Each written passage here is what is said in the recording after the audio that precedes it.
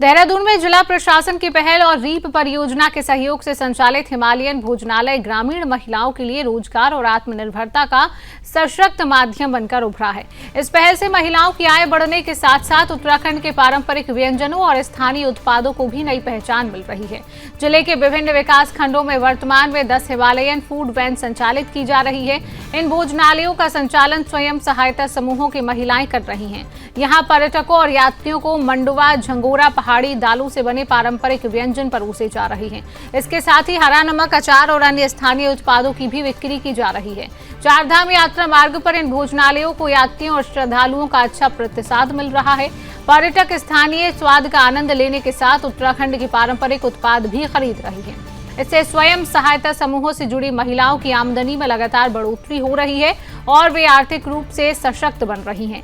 जिला प्रशासन का कहना है यह पहल केवल रोजगार उपलब्ध कराने तक सीमित नहीं है, बल्कि स्थानीय कृषि उत्पादों को बाजार उपलब्ध कराने और उत्तराखंड की पारंपरिक खान पान संस्कृति को बढ़ावा देने की दिशा में भी महत्वपूर्ण साबित हो रही है।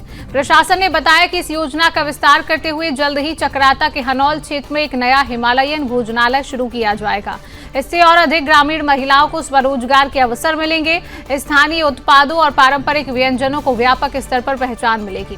जिला प्रशासन का मानना है इस तरह की योजनाएं ग्रामीण अर्थव्यवस्था को मजबूती देने के साथ महिलाओं को आत्मनिर्भर बनाने में महत्वपूर्ण भूमिका निभा रही हैं।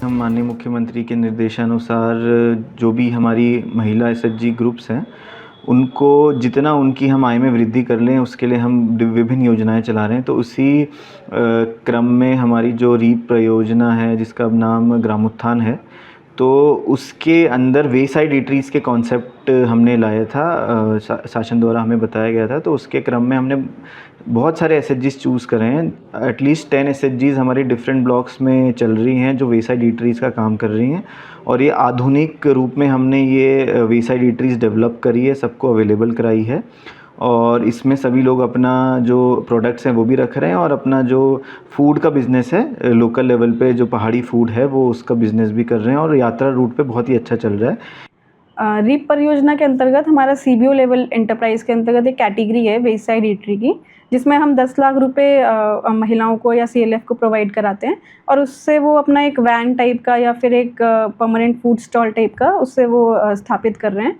और लगभग हमारे ज़िले में अभी तक ऐसे 10 स्थापित हो गए हैं और कहीं कहीं तो बहुत अच्छा इसका रिजल्ट आया है। जैसे हमारे मालदीवता रायपुर ब्लॉक में एक सीएलएफ बादल घाटी करके उसमें कार्य कर रहा है और उनकी अच्छी डेली सेल्स हैं, 3 से 4 हज़ार रुपये उनकी सेल्स हो जाती है और उसमें उनका मतलब 1000 से 2000 रुपये प्रॉफिट भी आता है। इसी तरह से हमारे डोईवाला ब्लॉक में छिद्दरवाला में भी एक वेसाइड ईटरी स्थापित हुई है और चारधाम यात्रा रूट होने के कारण उनकी भी बहुत अच्छी सेल्स हो रही है और 2 से 3 हज़ार रुपये पर डे की प्रॉफिट उनको हो रही है। मेरे समूह का नाम जय माता दी स्वयं सहायता समूह है और मेरे संगठन का नाम नव्या ग्राम संगठन है। हम लोग रीप परियोजना से जुड़े हुए हैं।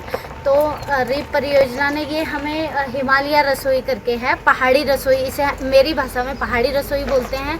यहाँ पे हम पहाड़ी खाना बनाते हैं। कुछ महिलाएं यहाँ पे काम करती हैं और कुछ महिलाएं जो यहाँ पे नहीं आ पाती हैं वो घर से ही यहाँ पे काम करती हैं। जैसे वो घर से अचार बना के देती हैं और वो घर से पल्लर बना के देती हैं। हम लोग घर में रात को मोमोज़ बनाते हैं 12-12 बजे तक।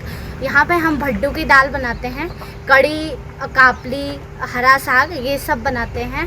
और मैं रीप परियोजना का धन्यवाद करना चाहूँगी कि उन्होंने हम महिलाओं को आज इतना सशक्त बनाया है और हम महिलाएं रोज़गार के उसमें आगे बढ़ रहे हैं और हम लोग अपने पैरों पे खुद खड़े हो रहे हैं। और मैं धामी सरकार का भी बहुत बहुत धन्यवाद करना चाहूँगी